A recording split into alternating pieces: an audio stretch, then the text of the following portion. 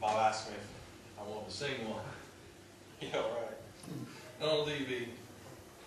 Maybe one of these days the Lord will lay it on my heart. But if I do, He did.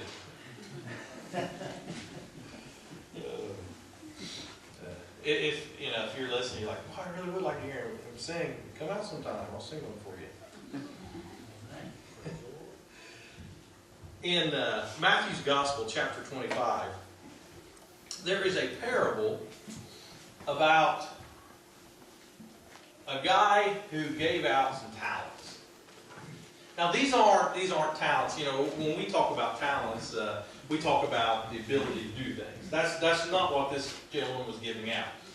This was a man who was getting ready to go on a trip. He was a wealthy man. He had some servants. So he gave them talents, which talents are a measurement of weight. Okay? So he gave them talents of monetary value, right?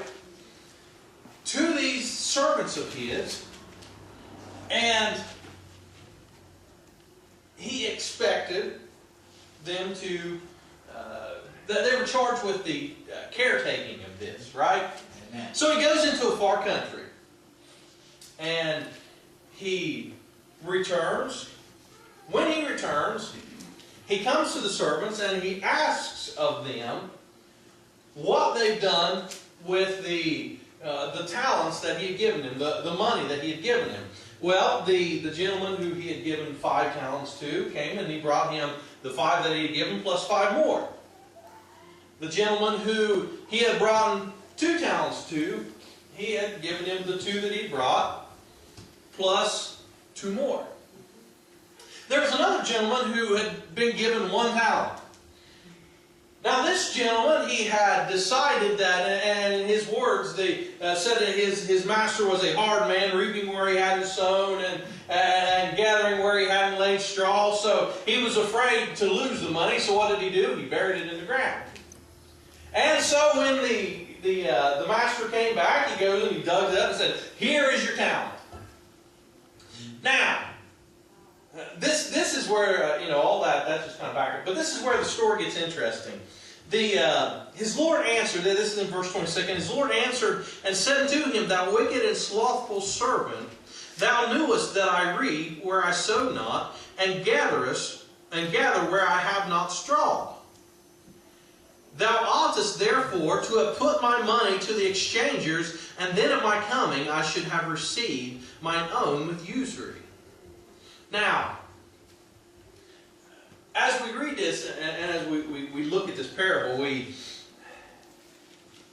see a master who is standing before his servant, and maybe you or I are in this position, it's like, well, the guy's only got 1 talent, right? I ought to feel sorry for him. The poor fella, he was just, maybe he wasn't that smart to begin with. That's why his Lord only gave him 1, because he knew he couldn't handle more than that, so he just buried it in.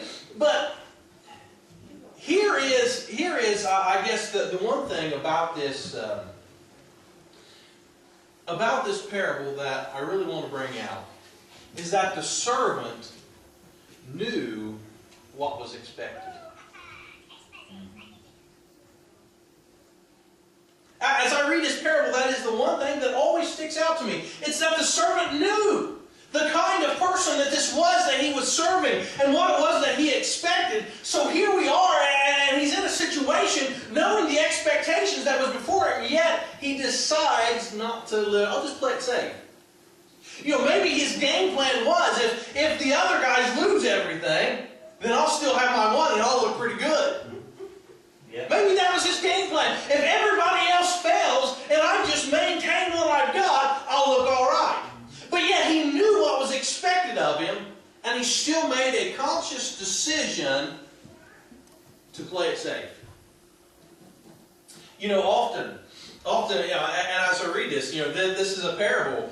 Jesus starts it out in verse 14, "For the kingdom of heaven is as a man." So he said, this is what the kingdom of heaven is like. He's given us an example here of very much how things are working in the kingdom of heaven. What he's saying is, we as Christians should and do know what's expected of us.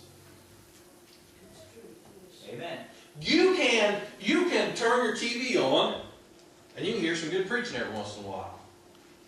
You can go to a lot of the local churches here, and you can hear some good preaching. And you can get some Sunday school teaching, and hear some gospel songs, and every one of them are telling you the kinds of things that are involved in your Christian experience. They tell you what to expect along the way. They tell you what the Lord expects out of you. So, don't be surprised by anything that you find in your Christian walk. I guess I should put it this way. If one day you hear someone say that, if you haven't been working for the Lord, you may not make it to heaven. And you're sitting there like, well, I don't believe that, as long as. There is a difference. A lot of people want to play the safe route. They want to go to an altar and pray, be baptized, be sprinkled, be whatever it is people believe they've got to do to get saved. Okay? They want to do that. And then they want to play it safe. They don't want to take a stand. They don't want to invest their life in what it is they believe. They don't want to reap the harvest for the master who they're serving. You know what? It ought to be real easy for me. And here, think about this with me. If I could, have salvation,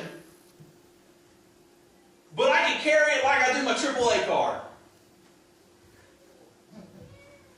How many of us here know that I'm a AAA member? You guys didn't know that, did you? I am. I'm planning ahead. Yes, I do. I'm an 8-year member now. Yeah, I'm a AAA member, but none of you knew that I was a AAA member until I just told you, right?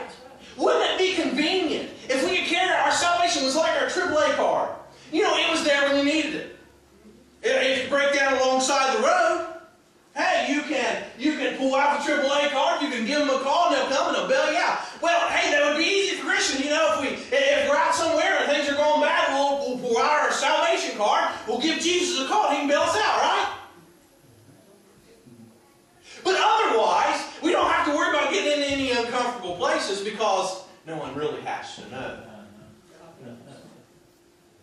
that we're a Christian. We play it safe. We don't want to invest our life in it.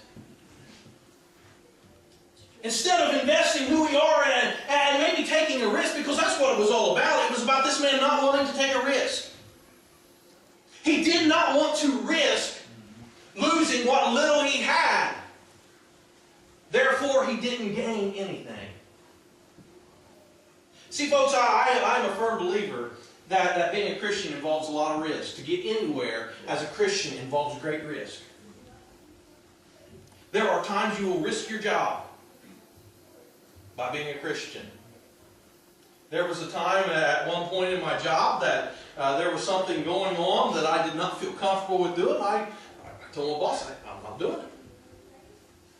I'm not going to have any part. I'm not going to take in this. And guess what? He was not happy about it. You know what?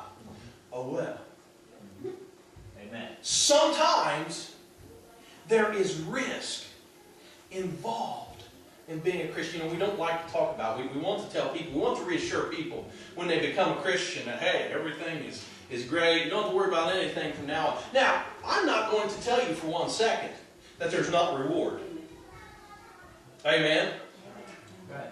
I will not tell you for 1 second that there's not reward. Folks, for every risk that I have taken, the reward has been tenfold. What risk I've taken.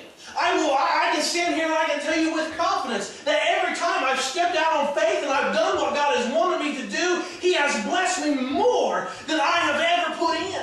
If you look at the servants, it wasn't that He was requiring great things. If you find that there's something